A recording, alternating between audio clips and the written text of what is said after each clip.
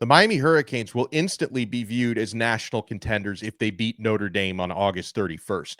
And the following 5 players hold the keys.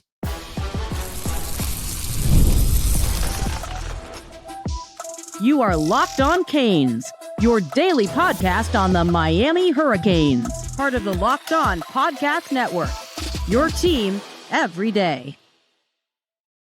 I am Alex Donno, University of Miami alumnus, co-host of Locked On ACC, and post-game host on the Miami Hurricanes radio network. And thank you so much to the everydayers for making Locked On Canes your first listen and your first watch. We're available free wherever you get your podcasts. We're free on YouTube. We're part of the Locked On Podcast Network, your team every day. Today's episode is brought to you by Game Time. Download the Game Time app, create an account, and use code LOCKEDONCollege for $20 off your first purchase. On today's Locked On Canes, ATHLON SPORTS has made the spiciest of predictions for the Miami Hurricanes postseason this coming year. Hopefully it's better than a Pop-Tart Bowl caliber game. We will reveal on this episode. Meanwhile, is there more bad news, not so good news coming on the recruiting trail? I think eventually Miami's going to get some good news, just not today. We'll talk about it. But folks, as we get ready for, and believe it or not, we're only 57 days away.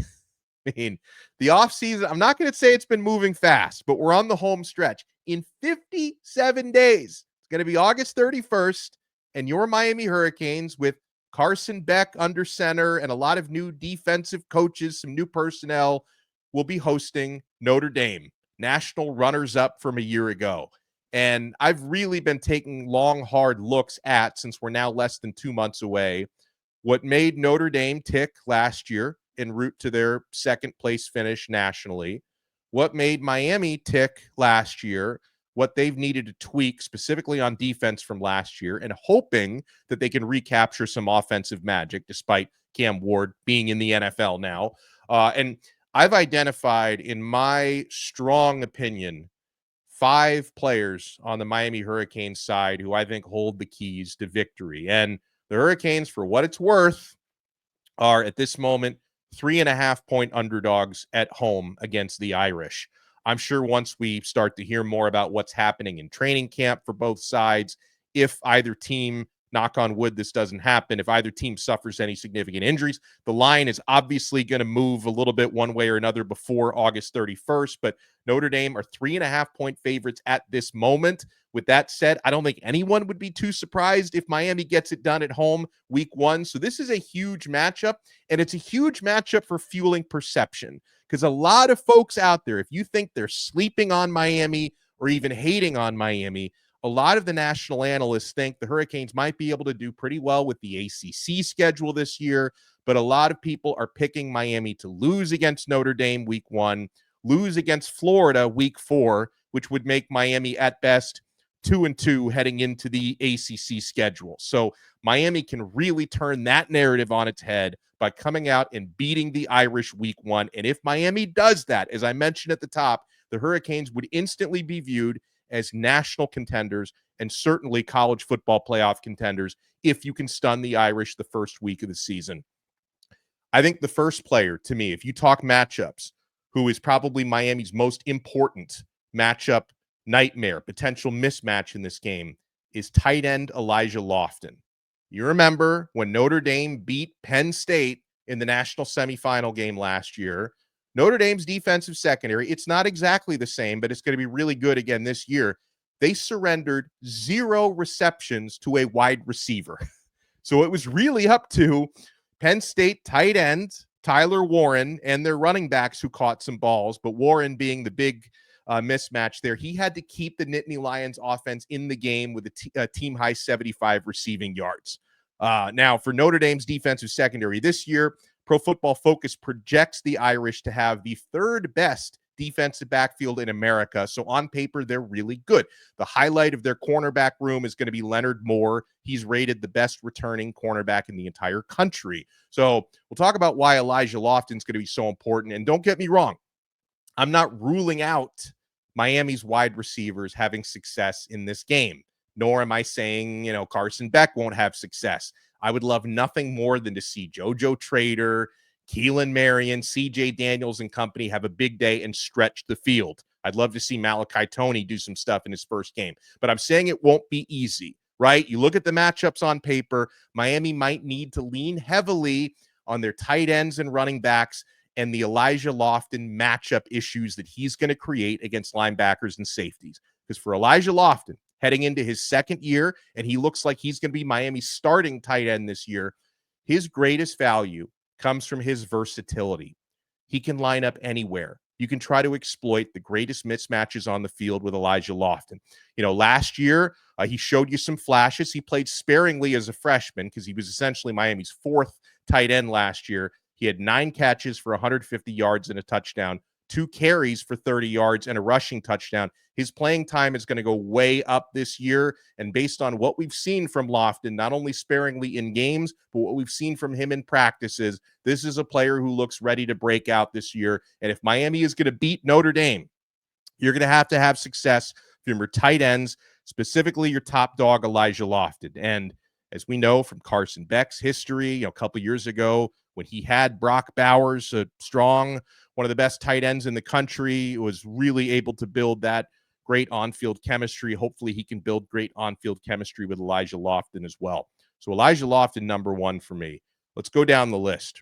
Ruben Bane. Big dog needs to bark in this game. Ruben Bane is healthy again. He's starting to get some love nationally. He was dealing with an injury issue for most of the season last year. He's trimmed down to about 250-ish after playing around 270 last year. So Ruben Bane seems ready to bounce back. Notre Dame has one of the better offensive tackle duos in the country, Emil Wagner and Anthony Knapp. PFF ranks Notre Dame as a top 10 offensive line for this season. So is Miami's, by the way. But Bane's ability to get into the backfield and rattle redshirt freshman quarterback CJ Carr, that could be a decisive factor for this football game. And obviously, you can throw in other defensive ends at Miami. Akeem Mesidor, we expect to have a really good year. But I think Ruben Bane, he's got to be the headline maker on that unit. He's the next one for me. The next couple of players that I'm going to spotlight having keys to beating Notre Dame. Pair of cornerbacks, O.J. Frederick, Xavier Lucas. For argument's sake, I'm going to assume that these will be Miami starters on the boundary, right? You never assume anything about a Mario Cristobal depth chart, but I will assume they will both be starters. The Irish have a top 10 receiving room this season, headlined by transfer Malachi Fields, formerly at UVA, and returning starter Jaden Greathouse, who was very good last year. So O.J. Frederick, he was a revelation last year as a true freshman. So was Lucas at Wisconsin. So on paper, it looks as though Miami finally, again, has a lockdown duo and is going to give them a great opportunity to show it week 1, especially against a freshman quarterback. So O.J. Frederick last year in Miami gave up just 10 receptions in coverage for 80 yards and 1 touchdown. With the Badgers last year, Xavier Lucas surrendered just 9 receptions for 127 yards and 1 touchdown. He added an interception, 2 pass breakups, 18 tackles, 2 tackles for loss, and a sack. They loved him so much in Wisconsin, they're suing Miami over Miami acquiring him through the transfer portal. So with those first 4 mentioned, tight end Elija Lofton, defensive end Ruben Bane, who I think is going to have a real bounce back year this year, cornerback duo of O.J. Frederick and Xavier Lucas. You've probably already guessed who my number 1 is. We'll tell you why. Carson Beck needs to start his Miami career with a bang if the Hurricanes are going to beat the Fighting Irish. You want to keep it locked right here, my friends. We're only getting started on this brand new episode of Locked On Canes. Oh, my friends, we are only getting started with Game Time. This is the only ticket app that I use. We've all been there. You're logging on early, waiting forever for concert tickets to go on sale, only to lose your spot for a show you've been dying to see. It's happened to me. It's happened to my wife. It's happened to all of you. Live music should be about making memories, not dealing with the stress of ticket shopping. That's where Game Time comes in. Game Time makes getting concert tickets faster and easier than ever. Prices actually drop as it gets closer to showtime, and you can save up to 60% off with their killer last-minute deals. I mean, a couple months ago, we went to see an AC/DC show that was supposedly sold out, not on Game Time, and we got great prices on the Game Time app. I'm telling you, If you're tired of the endless scrolling to find the best deal, Game Time Zone Deals pick the best seats in your section for you. With Game Time, the price you see is the price you pay. No hidden fees. Folks, take the guesswork out of buying concerts and show tickets with Game Time. Download the Game Time app, create an account, and use code LOCKEDONCOLLEGE for $20 off your first purchase. Terms apply. Again, create an account and redeem code LOCKEDONCOLLEGE, all one word, for $20 off. Download Game Time today. Last minute tickets, lowest price guaranteed.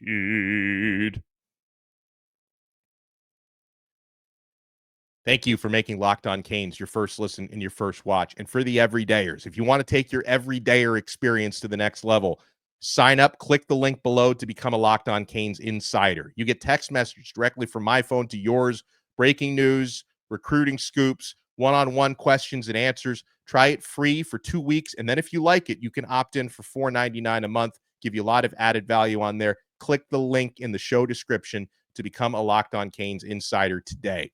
So, of course, there's other players and units I can give you that really need to play big against Notre Dame. That's an all-hands-on-deck type of game, right?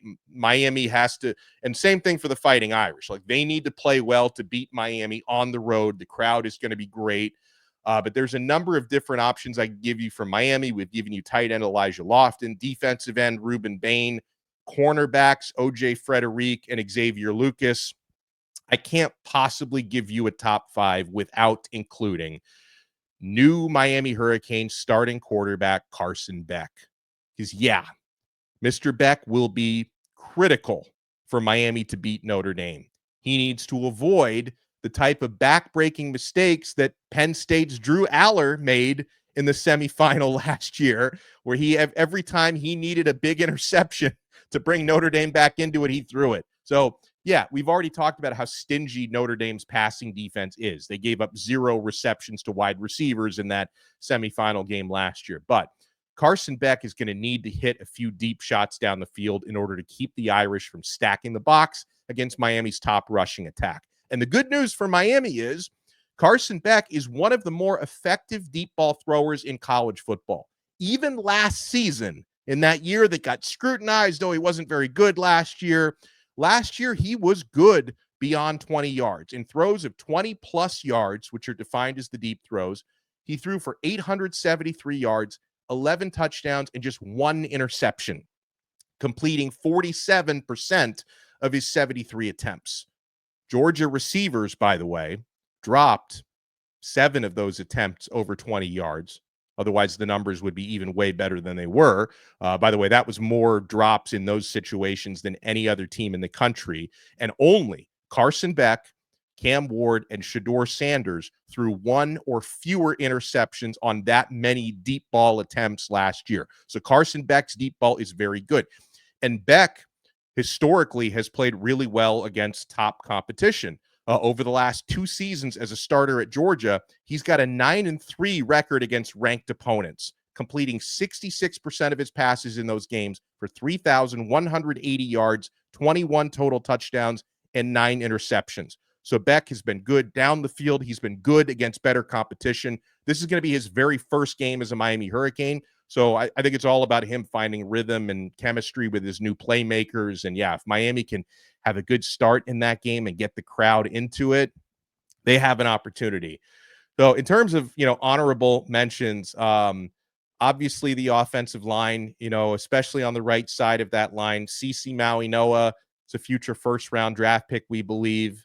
Inez Cooper at right guard. Someone said it in our comments, and they're absolutely right. Might be one of the most underrated players in the entire country because Cooper is an absolute mauler, and people don't talk about him a whole lot. Maybe it's because he plays right guard and it's not as flashy as certain other predictions. And I think Miami center James Brockermeyer has an important job. But the 5 players that I gave you, from Carson Beck, O.J. Frederick, Xavier Lucas, Ruben Bane, Elija Lofton, I think those are the guys that really hold the keys to victory for this game. All right, folks, let's talk recruiting. And I know, by the way, I was reminded the other day on a new Locked On ACC with Kenton Gibbs and me Like, he reminded me how spoiled Miami fans are, right? Because he played for NC State. He hosts Locked On Wolfpack. He's all about NC State. Here, like, Miami is with right now a top 10 recruiting class. Miami had that week at the end of June where 7 days we had 6 verbal commits. We were landing guys left and right.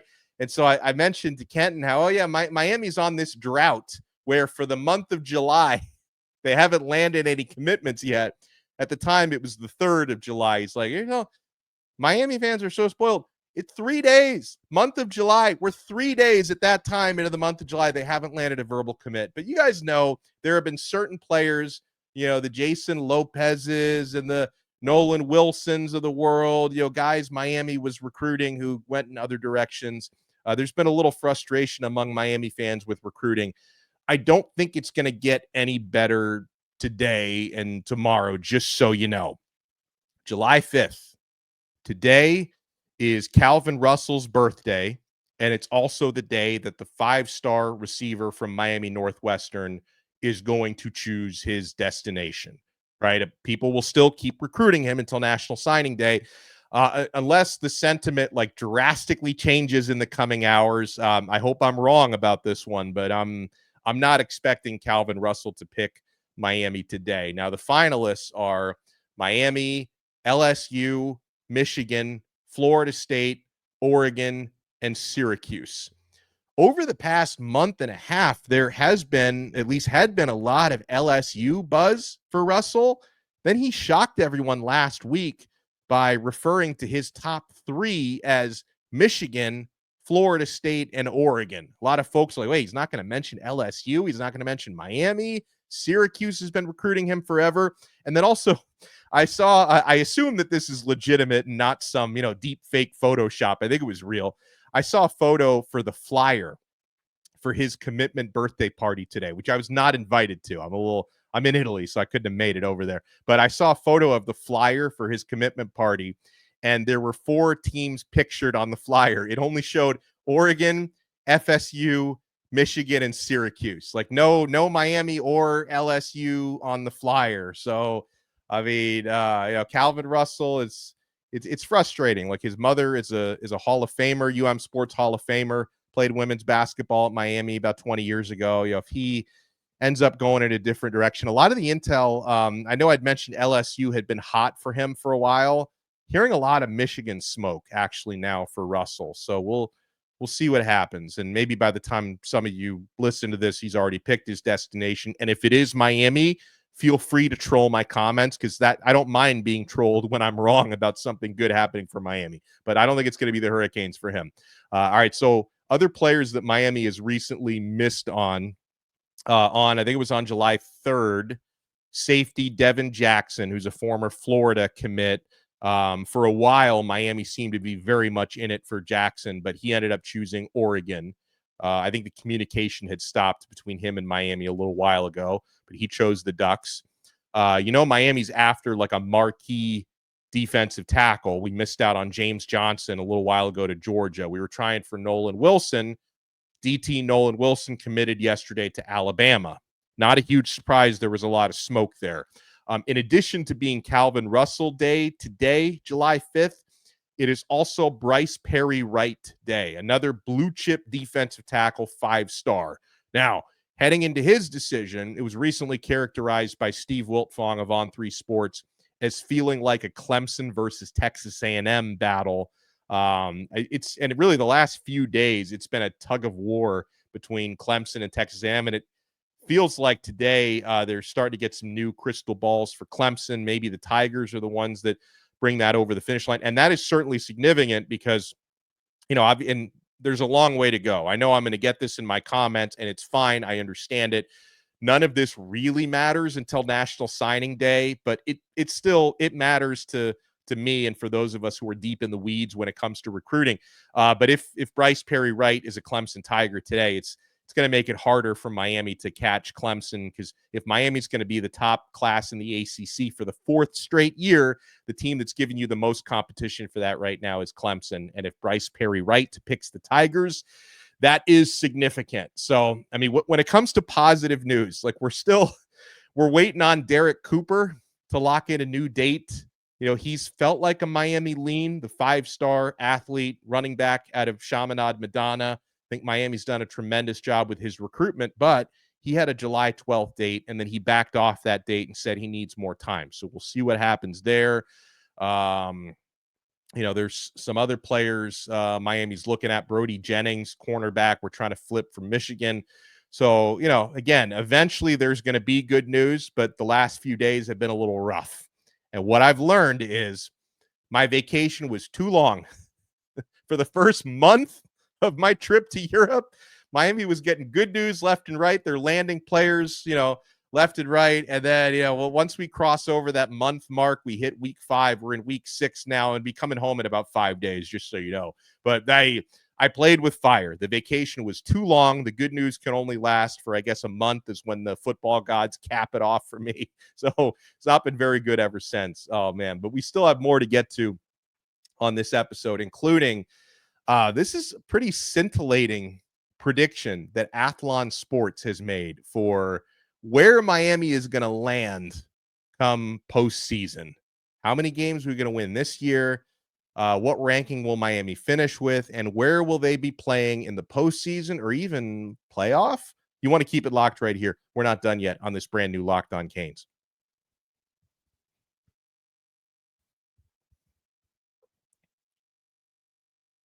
Thank you for making Locked On Canes your first listen and your first watch today. All right, so all the preview magazines, this is the time of year for that. And when I'm on my airplane home in a couple of days, I'm going to be reading the ATHLON Sports preview and the Phil Steele preview, which I think is statistically Phil Steele is the most accurate year over year. He tends to do a better job than the others, but we've got ATHLON is out there, Lindy's is out there. Now, I don't know if ATHLON is doing this just to try and sell more subscriptions, because if this really played out like this in terms of who Miami is going to face in the college football playoff, if it really played out like this, you would feel like the CFP is scripted. This is like pro wrestling. Like, is Vince McMahon or whoever's running that thing nowadays, is he making up this bracket? So ATHLON has Miami finishing the regular season ranked 10th, 10 seed in the college football playoff. Now, no matter what happens after that, I would say if Miami finishes the regular season with a playoff spot and a top 10 ranking, none of us could complain about that, right? I mean, Miami's never been to the playoff. Now, in this prediction, Miami would not win the ACC. They would come in second place in the ACC. So I know we would groan about that, right? But I mean, if Miami does enough to get into the postseason, none of us would have a right to complain about that, in my opinion. So they've got Miami as a 10 seed facing the Georgia Bulldogs in the first round of the college football playoff. Now, they have Georgia advancing, but they've got Miami versus Georgia. And I mean, you tell me, is there a more tantalizing made-for-TV matchup for Miami than that one? Carson Beck versus his former team. All of the trash talk, all of the narratives, all of the Georgia fans like, oh, this guy wasn't good enough to be a dog.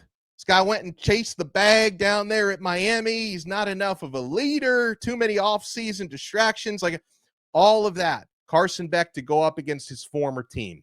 I think there's only one matchup that could be almost as tantalizing as that, and that would be Miami versus Oregon in the playoff. That's not the one that ATHLON Sports made, but that's actually the matchup that Lindy's predicted for the playoff. So, I mean, I got to hand it to him. Whether it's Miami versus Oregon, which would be Mario Cristobal versus his former team, Dan Lanning versus Mario, and, the Oregon fans hate Miami as much as Georgia fans hate Carson Beck. They're still bitter. Like 4 years later, they're still bitter about Mario Cristobal leaving the mighty Oregon to go to little old Miami. So if we could get one of those, folks, Miami versus Oregon, Miami versus Georgia, I would take Miami versus anybody in the CFP. Just get me there. You could sign me up for that. If you look at, by the way, odds makers for Miami, FanDuel Sports has Miami number 2 in the ACC this year with plus 425 odds to win the conference. Clemson is the favorite at plus 125. So plus 425 would mean if you were to bet right now, if you were to bet, $100 on Miami to win the ACC and they win it, you get $425 back. That's your return on that investment. In terms of national title, Miami has plus 4,500 odds to win the national championship. So if you bet $100 today on a national title, and I think our guy Raymond, GA Canes fan, he was telling me he wanted to lock in that bet on the national title for Miami. If you lock it in, I mean, maybe that's $100 you might want to spend elsewhere. But if you do lock that in and Miami wins the championship, you get $4,500 back on your $100 on FanDuel.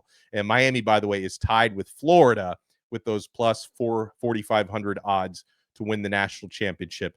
Miami and Florida are tied for the 13th best odds in the country to win a national title. So that is where we're at in terms of preseason expectations. All right, so we got comment here, a couple comments from Locked On Canes insiders. One says, hey, going to recruiting, I'm a little worried that players want to play in the SEC and the Big Ten, and they see the ACC as a lower league. You're not wrong about that. You're not in the Power 2 conferences. You have to work harder and probably spend more NIL money on average to compete in recruiting with the SEC and the Big Ten schools. But I'm not using that as an excuse for Miami, because I think we all understand, and Mario Cristobal understand, that he has to work harder than Brian Kelly to land the same players, for example. And we hold Cristobal to that standard. Recruiting is his superpower. He's more than happy to try to live up to that. But if you look at, recent recruiting classes, how you can illustrate that, it's easier to recruit elite players if you're in the SEC and the Big Ten. In the class of 2025, that was last year's recruiting cycle, all 10 of the top 10 recruiting classes were from the SEC and Big Ten. Remember, Miami finished just outside the top 10 last year. So all 10 were in the SEC and the Big Ten. In 2024, out of the top 10, only Miami and Notre Dame finished in the top 10 outside of the Big Ten and the SEC. So yes, if Miami can eventually find their way into a power conference, it would make it easier to snag a top 5 class every year. Schools like Miami and Clemson and, Florida State, who's got a good recruiting cycle going so far, they have to work harder than, the Auburns and the LSUs and, the other, Big Ten and SEC schools to land top classes, because that's the nature of the beast. But yeah, if Miami can find their way into a power conference, it would be easier. But here's the thing. I mean, we talk about the ACC buyout, going down in the coming years. If Miami tried to get into the SEC, several SEC schools would try to block Miami from entering their conference simply because they like not having to recruit as hard against Miami for South Florida and Florida players, right? That gives them a recruiting advantage. Well, we're in the SEC. You really want to go and play against Virginia and Carolina and NC State? You can come here and play with the big dogs in the SEC. If Miami is in the SEC, they lose that advantage in recruiting. So the SEC would try to block it. Would the Big Ten take Miami?